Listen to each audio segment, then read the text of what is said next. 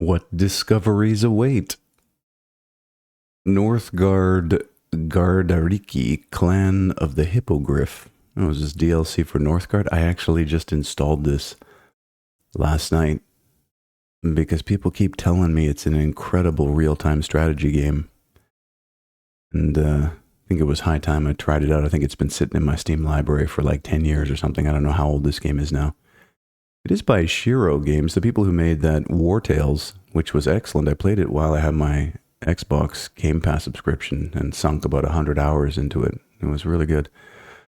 So it's Northgard DLC from Shiro Games. Came out on the 10th of June. They want a $5.84 with a 10% launch discount. The Clan of the Hippogriff from Southern Lands, Shindri, eldest brother of Brok and Atria, returns clad in fire and steel, his twin hammers echoing both legacy and defiance. A figure of both might and mastery, bringing with him the legacy of the forge and the discipline of distant kingdoms. Thus arises the Clan of the Hippogriff, where ancient Norse spirit meets the tempered structure of the South. So how do the DLC clans vary?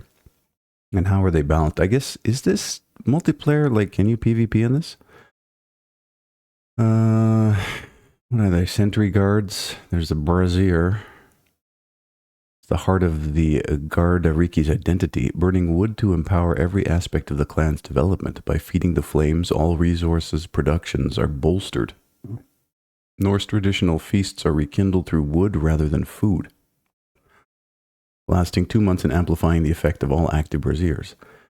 The forge, the legacy of the craftsman, is embodied through the forge. See, none of this means anything to me because I haven't really played the game. There's a relic as well, which unlocks a catapult, which you can bombard boars with.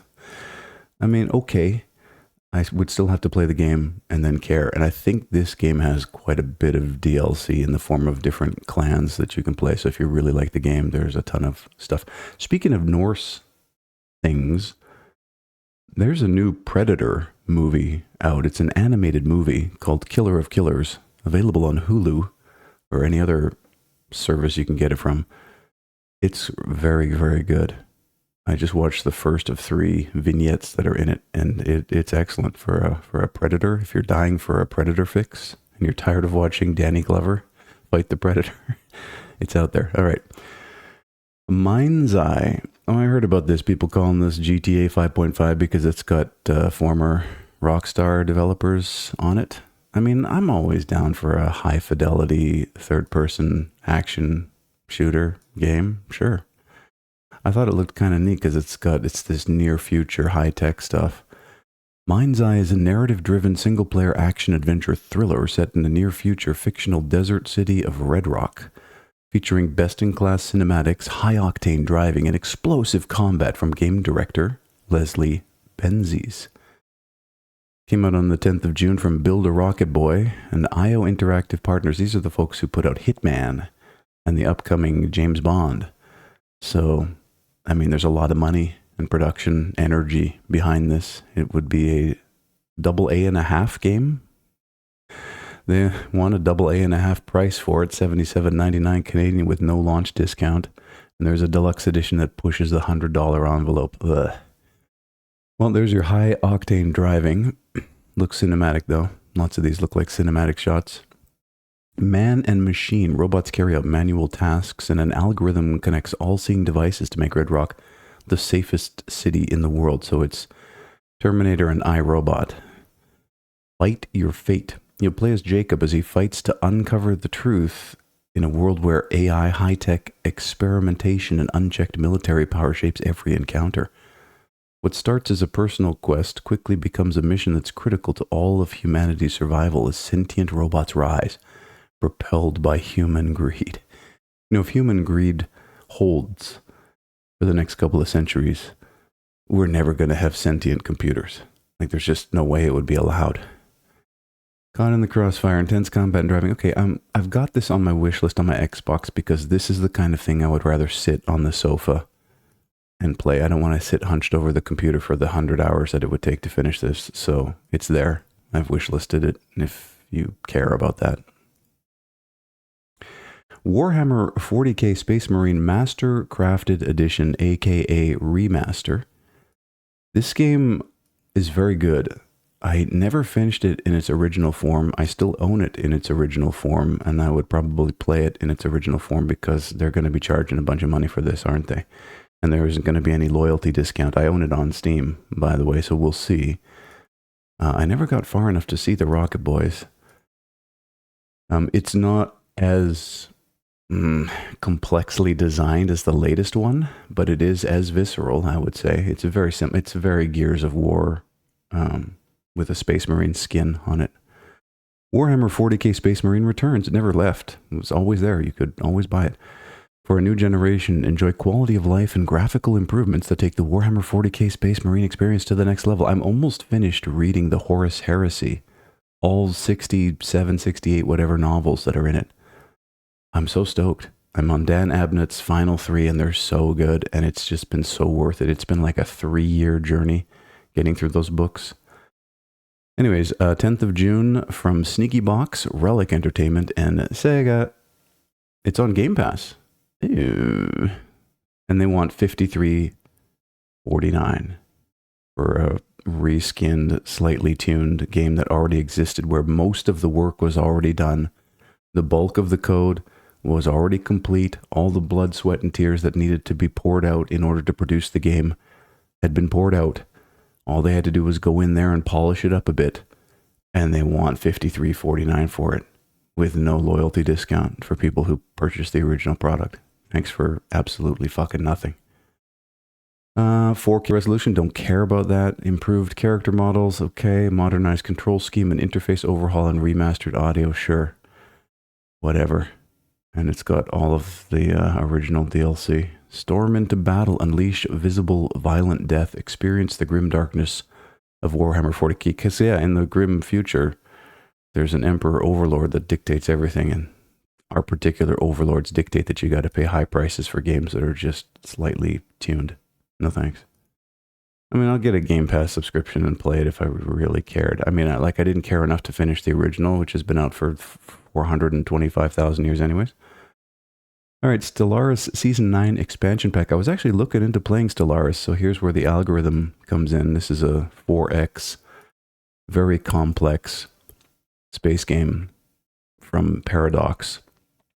And I don't own most of the DLC, and I put all the DLC in the cart just to see how much it would cost, and they would be $500.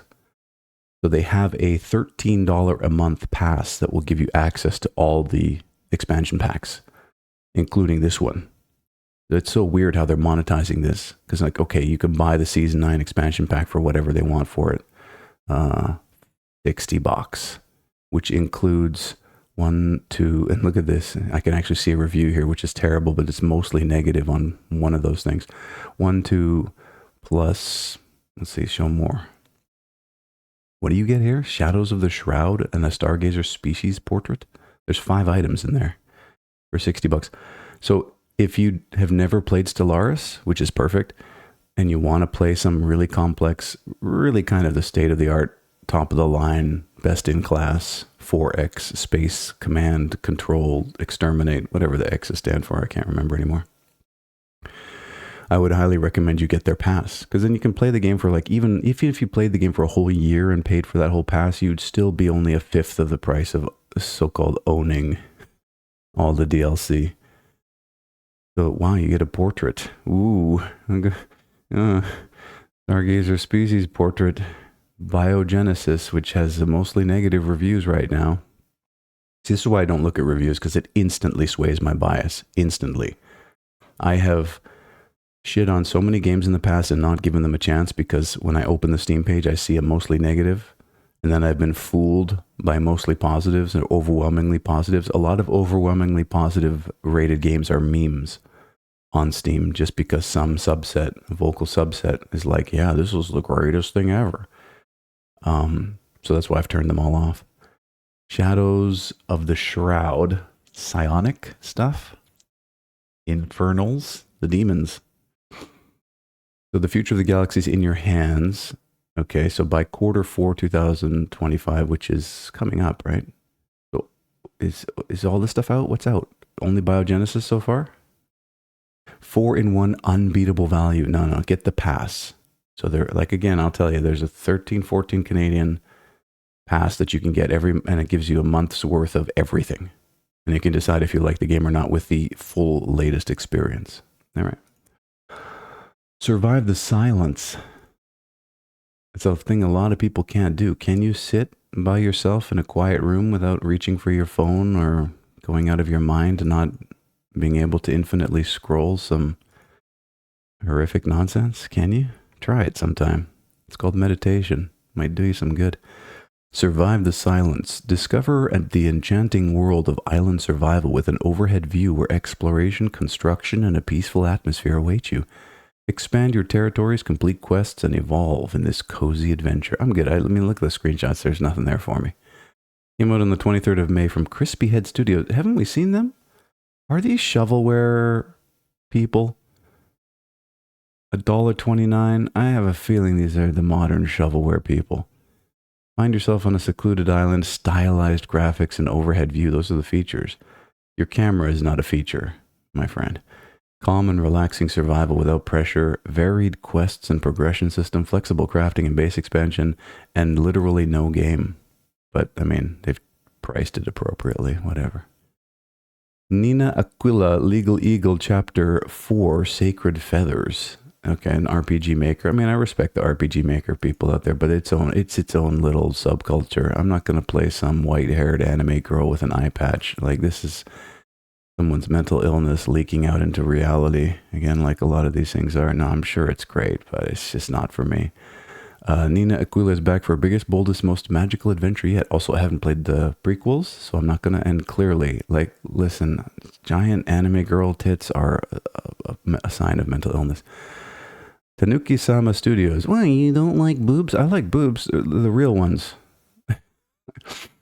They want $8.99 for it, and then there's a bundle of $17.66. I'm good. I'm good. I'll play Ace Attorney if I really want to play a legal video game. The Tavern in the Woods. Okay, is this one of those spooky games where you walk around these scary environments and get scared by things with like really bad lighting? Tavern in the Woods is a first-person single-player interactive fiction story that blends mystery, storytelling, and supernatural horror. Players explore and investigate an isolated environment as the narrative slowly unfolds, gradually uncovering the truth behind the eerie emptiness. Came out on the 4th of June from Chris J. Mitchell. Kudos on using your actual legal name. It's the way to go these days. Keeps you honest. And Motion Forge CG. It's free. Okay, assume the role of a first-person protagonist, work of interactive fiction that immerses you in a haunted landscape. No combat. It's a walking simulator. Where is everybody gone? Takes 30 minutes to an hour. No save function because they just couldn't do it. Due to the short playtime, saving is not currently implemented. That's not due to the short playtime. It's because you couldn't figure out how to do a save state.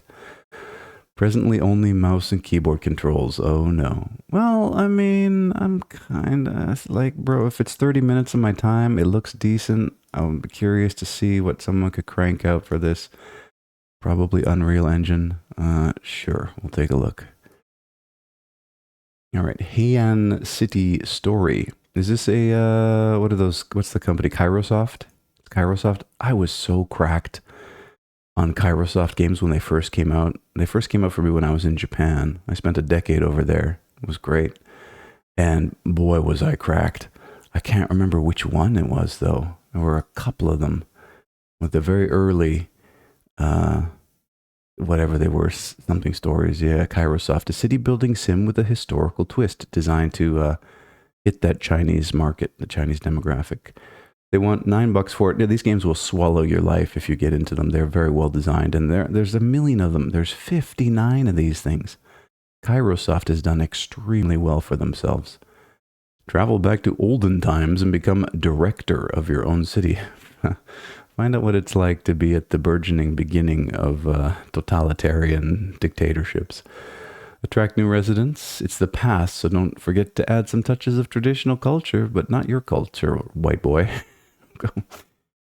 It's not all fun and games in the mists of history. Sometimes ghosts, demons, and other baddies will come and attack. The whole host of land expansion options, facilities, and residents to collect and customize. It's never been easier to create a city. Bro, I'm telling you, SimCity, whichever SimCity version I've been playing lately, is the one. It's the OG king. I was telling you how I was looking for a city simulator to play, and it's SimCity, like the OG. Well, what the heck is it? It's SimCity 3000. I don't know which one it is, but it's so good. It's just straightforward. There's no mucking around. There's no like the system requirements are super low, and it's just good times. I don't know what to tell you. All right, there's a whole bunch of crap in here to keep you addicted and keep you playing and tapping until you lose your mind and your eyeballs fall out of your head. I'm good. Pinball Wicked. I got the Williams tables for Zen Pinball. My favorite table of all time is Twilight Zone, followed by Addams Family, Indiana Jones, Theater of Magic, Arabian Nights, and what's the last one? Star Trek. Those are all excellent tables that I used to play physically in the arcade way back in the day, and they've managed to do a great digital recreation of them. I'm enjoying that on my PlayStation 5. Very good versions of that. These types of tables that are designed digitally from the ground up, like they never existed in reality, I get it. You can do all kinds of things that you couldn't do physically, but as an old piece of shit, I can't appreciate them. They're just it's too weird. It's like going to an amusement park. There's so much artificial nonsense to them. But here we go. One of the world's most advanced virtual pinball simulations featuring original table number 1. Black Flaggers, a pirate's journey of plundering loot, swashbuckling adventures, and cannon-wielding foes. Wicked pinball mechanics on a cutting-edge engine. The high-fidelity pinball experience. Came out on the 26th of May from Form Slingers, self-published. They only want $12.99 for it, which is great when you consider that back in the day, 3 balls was $1. And this was way, way back in the day. This was like 1996. So you can play forever for $13, which is pretty good. Would I ever want to get an actual pinball machine for my place? No. You know how much maintenance goes in to keeping these things running properly? There's so many points of mechanical failure. They had a dedicated pinball mechanic at the arcade that I used to go to, Johnny Z's, downtown in my hometown. And he was overworked. It was every day he was lifting up the game table and adjusting something underneath. So no, I'm good. I'm good with the digital. Jaw-dropping mechatronics, Pinball Wicked in a nutshell. So they're using Unreal Engine 5, highly accurate physics. I wish you had a demo. Because that's what Zen Pinball and I think all the other ones do, is they like demo the tables. You're allowed to play all the tables for 2 minutes. Listen, if you don't trust me, don't believe me, and you have a console or you have access to Zen Pinball, you can download the client and you can play any of the pinballs for up to 2 minutes repeatedly. Like it's not just a one-time 2-minute play. So go see what I'm talking about. Download Zen Pinball, play Twilight Zone, and if you don't buy it, then you're not a real one. I don't know. All right. Vento Mori. What's this? Super lo-fi, basic UI. Is it a first-person explorator sort of thing? Reminds me a little bit of Consortium, the game from one of my professors from game development school. He put together a little development company. He's been working on that game forever. You're like in an airplane or something. It's okay. It's not great. In this asymmetrical multiplayer co-op puzzle game, it would have been great to have seen some of that in the screenshots. Brave the treacherous unknown and endeavor on a deadly desolate planet. Be the eyes from above or a scout on the ground, and work together with a friend to uncover the mysteries and escape from the planet Zanhaspati. Came out on the 1st of June from Dark Matter Observatory. Self-published. It's free. 3D asynchronous puzzle co-op. Join forces to brave the unknown, discover the past, reveal the future. If at first you don't succeed, here's the thing to keep in mind. Most experiences in life are just generally better with friends. That's the sad truth. Take it from me, someone who has no friends. So even the sloppiest, crappiest, shittiest game is going to be mildly entertaining when you're playing it with someone who you normally shit talk with or are comfortable enough to have a good time with.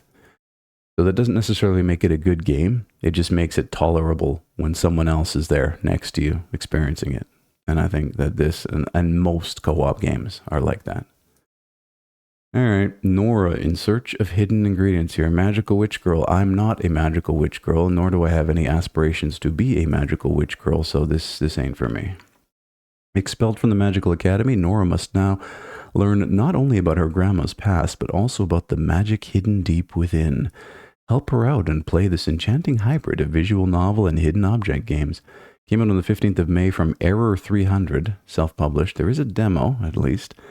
And they only want $10 for it, though there's a whole bunch of hidden object games. Again, that's also not for me. I'm also not a middle-aged woman.